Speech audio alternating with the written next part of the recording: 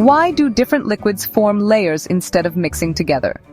Let's explore this fascinating phenomenon with honey, water, and oil.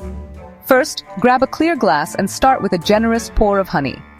Thick and sweet, honey sinks to the bottom because it's the densest.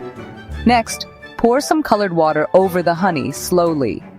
Watch as it creates a middle layer, lighter than honey but heavier than oil.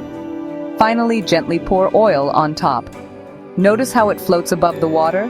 That's because oil is the least dense of the three. Now drop in small objects. A coin sinks right to the bottom. A grape dances between the water and oil, and a plastic piece rests on top. This magical separation happens due to density differences. Honey's packed with sugars, making it super dense. Water's in the middle, and oil's molecular structure makes it the lightest. And there you have it, liquid density in action.